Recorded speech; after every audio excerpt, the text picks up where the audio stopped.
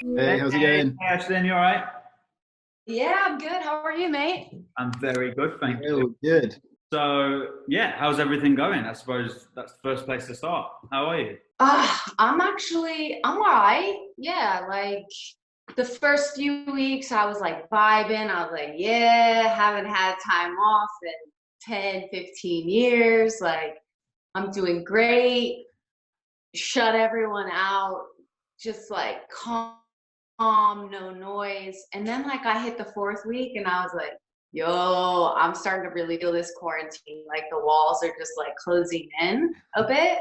But I'm feeling all right. Yeah, I'm trying to like do little things to keep like my mind refreshed and active. So my wife and I just moved into a new house the last few months. So it's like I have so many projects. We just built a home gym like in our Nice. garage, and it's so clean, it's sexy. So I'm like happy, like I have a little escape, and I'm building like a babe cave up in my loft, like this like Sick. really sexy vibey cave where I can get my tattooing done, my hair done. I'm not a gamer, but like I love to watch like TV and like stuff really loud. So I'm just like getting all that sorted. So I'm keeping myself busy, like some days suck and some days like it's hard to stay motivated, but I'm getting by. How about you guys?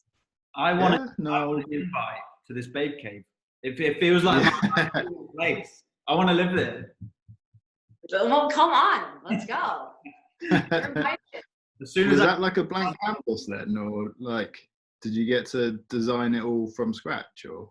Yeah, I'm working with a close friend who lives in New York City, who's an interior designer, and he's just like mocking up all of these like designs and figuring out what I like, and he just gets me, so it makes like the process so smooth and easy, and he knows I'm like modern, clean, sexy, a little nudity, but like tasteful. So like we're hitting it right now pretty hard, but it's Nice. keeping me busy. it What's sounds the grand opening going to be? Well, I mean, I clearly like when this is all lifted, you guys are gonna have to come over and check it out. For it sure. feels like a documentary in the making. Yeah, it looks like we could have like a tattoo party. I Oh, see all your tattoos. we can do it. We can have a tattoo. We can. Love. Right now, I've got like my lights set up, my tables. Like I'm ready. I'm ready for this thing to hit and be done, and then I can just start getting back to normal life. What's Do the you have like one tattoo artist that you bring in, or? Yeah, I have a buddy that is a close friend of mine. His name is Rolly T Rex, and he was on season 10 of Ink Masters. He's grew up in Miami based guy, but he lives in Orlando. It's just he's so good. He's so clean. He's been doing a majority of my tattoos in my adult life, so I've been really loving it. Nice. what's the next tattoo? What's the next tattoo in your home studio going to be? Yeah, I'm finishing my legs, which has been quite the process. So I need to finish my right leg a little bit. So we're mocking up a few things right now. It's like a marine life situation, an old dive helmet with like a whale. I love like what a whale symbolizes. It has a lot to do with like creativity and like rebirth and like spirituality. So all my tattoos have such like a deep meaning, so I like to really like invest in the story. So yeah, I'm like really hype about getting this really underwater theme like on my legs. I'm sure you've been asked this a million times, but how the hell does it feel not to play football every day? Yeah, it's interesting, right? Like I can sit here and say how shitty it is and how like it's hard not doing your craft, and like people don't realize like how much time we put into our body Mm. to keep it at like mock like peak performance. Like so much time and energy is invested in our body. Mm. So like right now, just like taking time off is so foreign. It's like hard in quarantine to really like keep your body fit and just ready to fly, like when all this stuff is lifted. So it's hard for us, right? Like running in the street, like that's not like what we do, you know, like lifting every single day makes us like heavy and bulky. That's just like not what we do. We need to feel, we need to play, like we need to play. So it's hard to like find ways to keep kicking over because you've invested so much time. Like we as professional soccer players should be climbing right now. Like we're supposed to be at the Olympics in a few months. So all that work we've put into preparation kind of just like is out the window a little bit. So I guess like I'm trying to find like the best ways possible to keep ticking over, but I don't like to like waste time. Like I always gotta like the truly greats figure out something every day to do to improve. So I've really just like dived into mindset and like winning mentality and like really figuring out what great leaders do to move their teammates. And it's been a good reflection time for me as an athlete of my age. You know, I'm a captain of our Orlando Pride team, and last year we came in last place. So I'm just like self-reflecting and reevaluating my leadership methods and like how I can be better, like to serve the team and my coaching staff. So I've been calling a lot of really influential people who have clearly nailed down the dynasty of leadership and a winning culture. So I've really been listening to a ton of podcasts, reading a ton, like watching a lot of videos, studying what moves people at the highest level, whether it's a Navy SEAL or a crazy inventor, you know, like how these incredible people, you know, change the game in their particular field. So that's kind of where I've been diving into the last few weeks. It's been awesome. Is there one thing that stands out from like one bit of advice or, you know, one message that stands out from what you've been reading? Yeah, I think there's so many like different things, but I like for some reason I've been really diving into this quote of how you do anything is how you do everything. And it's not just about being a fantastic athlete on the field, but like how I do everything, how I serve my community, how I serve my family, how I serve my wife, my dogs, like my inner circle. So I've been, you know, just trying to be a better person at the end of the day, like through all this, you know, this pandemic has really taught me about being grateful and gratitude and humility and all these important values you sometimes like lose sight of when like life gets to be so fast. Because my life is so fast, right? Like I'm here, I'm there, I'm traveling there, I have games here, I have national team here, I've got Olympic preparation here, I've got club team. Like I never get the time to just like sit, be grounded, like reevaluate like what is important. So this has been like a little slap in the face to figure out like, hey, maybe you need to spend more time with your family. Like, hey, you should be checking in. I'm trying to call my mom more. You know, like I need to be better at all aspects of my life, just not on the football field. Is there one thing that you've learned about yourself the most during this whole time? Yeah, I don't have patience. Like I like really struggle with patience, you know, like when you have to like sit in some crap and evaluate things and you're stuck inside, like you can't just like pick up and go to the fields. You can't just pick up and go to, you know, like your favorite coffee shop. So like when things are hectic around the house, I can't just like pick up and leave. You know, I gotta like sit in some heavy situations and, you know, the dogs running around and having to clean and do stuff I don't really love to do. Like I am learning patience and I definitely need to be better. But I suppose that's what, when your life is so, you know, over the past few years especially, it's been constantly 24/7, just chaotic in a beautiful way. And I suppose you get accustomed to that, right? And to everyone else it seems crazy, but to you that's the norm. That's the level you're at.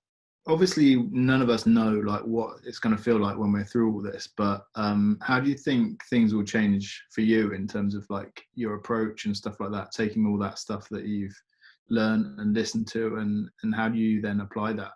Yeah, I think that's the trick, right? Like, words are words, like all this, leadership and, trying to shift culture in an organization and in a team. It's like, it's just a bunch of loaded words. So it's like, how do you apply that to action? I think that is going to be the key, when we step in, and, sports could be completely different. And I'm so used to interacting with our community and with our fans. And like, I'm just really interested to see how I'm going to be thrown into this like new world that's going to be the new norm for a while. So, I mean, that's a great question. I'm hoping that all of this is worth it, that I learn a lot about myself and who I am as a person and as a leader. And I hope I can turn some of these good qualities that I think I'm progressing, and I'm learning, and put into action. So that's going to be the key for me, is when stuff isn't going right, that's when character is truly revealed. So, now is the time to really step into a really uncomfortable place and dive into character building and dive into mindset, because it's easy to sit around and not do things because no one's watching. It's easy to make excuses right now. So I really got to hold myself accountable for every action and everything I choose to do and choose not to do. Yeah. Hold on, really? Sorry. Big old mastiff just trying to tear through the door. Get the poor DHL delivery guy. Have you got 2 dogs? Is that right? Yeah, I've got 2 dogs. I've got an English bulldog and a cane corso mastiff. Nice. I bet that at least they're keeping you busy during this. For sure. Yeah. One's a puppy, so my bulldog is she just gets these zoomies, and she's just around the house, bulldozing everything and knocking everything over. And I'm like, how's your dog, Keen? Yeah, he's good. I've just rescued a dog from a shelter. Oh, that's nice. He's cool. I love that. He's cool. He's just scared of everything. He just has no idea what's going on. Pandemic puppies, man. They're the best way to go right now. Talking about the journey, and we're all on this kind of whole different road through our careers and stuff. But what, how would you describe your journey? Because obviously there's so many highs, so many lows, ridiculous highs, and I'm sure ridiculous lows. But how do you sort of sum it up? I think journey is such an interesting word, and my path has been very cool, and I think every bump in the road has kind of led me to where I am. I always give people kind of the analogy. There's 2 types of people when you see a speed bump. You've got people that go around it because they don't want to hit the bump and the turbulence of it, and there's people who go right through it. Yeah. I ramp that shit. I'm ready for anything. I have built strength for any scenario throughout my journey. So I always say, I'm one of those people that I go right through adversity. I don't shy away from it. I don't go around it. I own it. I sit in it. I absorb it, and it makes me who I am. So I think it's so valuable to really reflect on all life experiences and learn from it. And that is what builds your inner strength and your growth mindset and all these different things that it takes to be at the highest level. Because the air is thin, being the best in the world, it's hard. You can't sit in comfort. If you sit in comfort at this level, you're done. There's too many people chomping at your feet trying to take your spot. There's a giant target on your back. So it's you have to dive into figure out what extra percent you can gain at all times in your journey to continue to grow and stay at the highest level. Were there any times in your career that you kind of hold most precious for having taught you those kind of lessons? Because you don't become that wise without sort of hitting those hurdles, Yeah, I think my career has been nothing but adversity. From starting off as a kid and being in a small town, trying to get out, and my childhood, like I wasn't the best kid. I didn't make the best decisions. I was super rough around the edges and kind of still am. And it taught me a lot. I was the first kid in my family to attend a college, a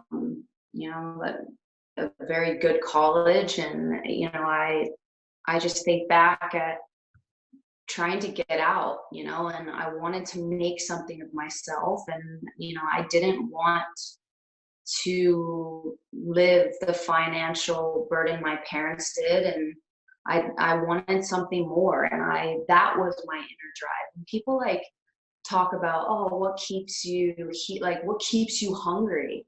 Like literally, I think back to, not being able to have a lot of things as a kid and seeing my parents worked all the time just to continue to pay for us kids. And I think back to those times and I want to create something better for my family. And not that it was bad, it was hard, it was really hard. And that's what drives me every day. And then I think back to my college. I was supposed to be this big player in college. The second I step foot on campus, I blow out my knee. And I had, a chance to go in with the full national team at a really young age. And, I came back from one knee and 2 weeks later blew out my other knee. Talk about dark times, talk about reevaluating. You've put your whole life into your craft and you got to do some self-reflection. What does this look like? Are you going to be able to even play the same after all of this? And I battled some really dark times and became addicted to a lot of different things during that time. And, you're only an average of the 7 people you surround yourself with. And I surrounded myself with really, really important people. And they called me on my shit 24/7, held me accountable. And when I needed to cry, when I needed pity, they gave me a reality check and they helped me dive in. I worked with sports psychologists and therapists, and I pulled myself out of a really, really dark time, and it built a lot of character, and it built a lot of strength that I needed to go through in order to appreciate this game is special. And I need to be grateful every day I step out on the field that I can, give myself to the game and give myself to my teammates and give myself to my fans, because it's easy to just not be grateful for the time you spend on the field and the people you spend it with, and all that stuff came crumbling down so quickly. And I dug in. I needed to figure out everything: how I treated my body, the sleep I was getting, what I was putting in my body, what was my strength component, was I not getting enough rest? I reevaluated everything, and I put my head down and I dug in and I sat in suffering and I owned that suffering, and I'm a better person because of it. So there's a lot of things that drive me, that my life experiences. It's a quick reminder of why to keep going and why it's important to keep going. Just incredible to get that insight into a snippet of what you've been through. Fast forward and you've got 2 World Cup medals, so it's an amazing sort of symbol of that with the bad times comes incredible good. Which one's most special out of the 2? Gosh, I mean, they're both so special. Really, really, they're so special. I guess I would say this last one was really, really important for not only myself, but for this team and this country. It wasn't necessarily that it's more special because we won. It's the way we won. Mm. And it's the way we carried ourselves and the way we shifted, our culture and how people viewed women's football, and, our fight for equality and social justice. And I feel like for the first time, this team in 2019 stood for something bigger than the game, stood for something bigger than the game. And I think that is the important factor to take away from this championship is, this team is paving the way for change and women's football and across all industries. And it's not easy, and it hasn't been easy, and a lot of time and money and sacrifice has gone into it. And we still continue to show up, and we still continue to win. And that's a testament to the women on this team. And I'm super proud to be a part of that. I'm grateful to be a part of it. And I'm proud of these women, and, not just worrying about what they're accomplishing on the field, but really trying to transform, this culture of how people view women in general. It definitely seemed like a bit of a watershed moment for women's football as a whole. Did it feel like that from your perspective? Yeah, we were just owning the stage and just owning our stories, and everyone was fighting, we had moms on the team, like Megan Rapinoe fighting for social justice and equity, pay equity, and all these different things. It just felt like it gave everyone a voice, and it made everyone feel like their stories mattered. And it created this unbelievable bond and culture within the group that you could feel our power and our vibe. Once we hit that vibe and we were just owning everything, there was no turning back. I don't think anything could have shook that bond that we had and that groove we got into. And then when we started talking, people were listening, and gained this unreal platform. I mean, it's like a storybook, when I think back to it, I'm like, wow, that was pretty incredible. Did you know going into that tournament of how much of a watershed moment it was going to be? No, I really didn't. I had no idea how it was going to unfold. I just knew we were putting so much into playing, and all of a sudden, things came out about Megan Rapinoe and President Trump, and then it was just we kind of just buffed our chest up, and we were I'm supporting you, you're a mom, I'm going to stand for you and what you represent. Pino, I'm going to stand for what you represent. LGBTQ, I'm going to, everyone was just in. And then once that hit, it was just a snowball that kept picking up more momentum and more momentum. And then the rest was history. It was we dialed in at the right time, and nothing was going to stop us at that point. I think you could really tell that as well, based on your celebrations after, and just seeing that team spirit literally right throughout the whole period of that tournament and after. And it was so refreshing to see it, and how close you could tell how close you guys were, and what you brought to the game, and what you changed the game for the better as well, I think. Yeah, I think because we were talking, I spoke about it before, but we were literally look at Ashlyn and Harris' story, because this is how the world should enjoy this whole moment, and this is how football celebration should be shown. It was elite professional, but it was punk as you like, and it was just so refreshing, really. Yeah, I think it's good. I think sometimes people have this assumption of women and women in sport, and they just didn't see women doing those things and being able to party and multitask and stand for something but still be really good at their job. So I think I couldn't believe how many people were watching, and it just went viral everywhere. But it was so shocking to people. But I'm this is us.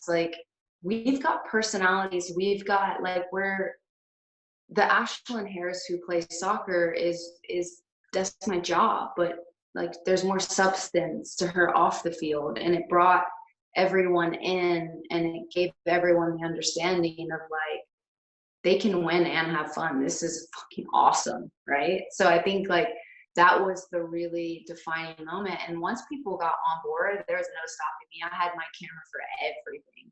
I was like, I'm going to document all of this, the crazy flight. I mean, I felt like, honestly, at one point when we were on the flight home on a private jet, we had giant bottles of Ace. We're all shooting. Like, I literally felt like a rapper at one point. I was like, this is hilarious. No one was sleeping. We were flying city to city for this parade, this SB award, walking off of flights dressed in black tie to go to events, haven't slept in 3. I mean, we were literally living like rock stars. Like, it was exhausting. I was like, no wonder I'm an athlete. I cannot even handle this. Like, I am not Dennis Rodman. I can't function.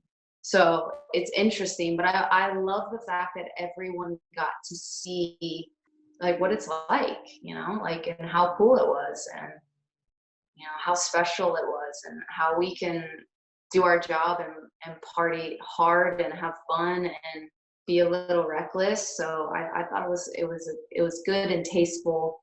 And I'm not even a big drinker, and everyone thought I was hammered the whole time, which is the running joke for the entire team, is I'm not a big drinker. So I was just documenting everything, and people thought I was hammered, but I really wasn't. No, it was wicked. It was so good. It was proper like fly on the shoulder, and it was like all the celebrations that you deserve. Absolutely. I was thinking about the flight in particular, and you think so much has happened since then. Obviously, you personally getting married, and winning a World Cup, and like monumental moments. Like after that, like I don't know if it's the right word, but it must be like one hell of a come down back to reality after you've done such amazing things like that. Well, yeah, I mean, especially when you think of 2019, to have that year, to have my wedding at the end of the year, to bring everyone into Miami and like have such a good time. And, you know, January 1 hit, and I feel like ever since 2020 hit, it's just been devastation. So, you know, it's been a heavy year, you know, like between, you know, Kobe and, you know, this going on, like, I'm like, damn, man, what's next, right? And all the destruction going on, you know, like fires, and it's just been like the planet, everything's been spinning. So it's been like a weird, tough year. And yeah, coming off of 2019, like at the height of everything, it's like I feel like been cut off at my feet, and like you got to really sit back and appreciate that time, and you know, appreciate like life itself, and how at any moment things could take a turn. So you really need to live in the now. So I guess that's like been my biggest learning lesson for 2020. It's like things can change very quickly, and like, are you living in the moment and enjoying it every single day? Because nothing is guaranteed, and you're not granted life. Like I'm on borrowed time, mate. Like I'm trying to live in the moment. Quite clearly, based on your outfit today, you're absolutely right on the money when it comes to fashion. You're smashing it, mate. Thanks. Is that something that you have a keen interest in? Is that something that you want to explore maybe off the pitch later on down the line?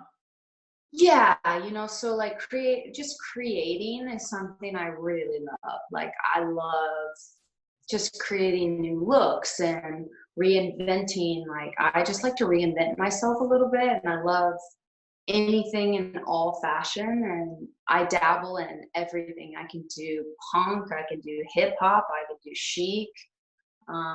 Hell, I even, you know, I've been watching this show. I'm gonna start dabbling in drag here pretty soon. It's like I just love reinventing myself, and I've had short hair, and I've had long hair, I've had blonde, pink, platinum, purple. Like I just love it. It gives me energy. It makes me vibe. Fashion is such a beautiful thing because it really changes the way I feel. Like when I put clothes on, it really affects my mood, you know? Like if I'm just not taking care of myself, it really affects my mental state. So I really enjoy, and I take pride in what I look like and what I put together. And it's important because it makes me feel better, and it gives me a better like outlook. And it, I really, really do enjoy fashion, and hopefully when things die down, I can put a little bit more energy into it and figure out,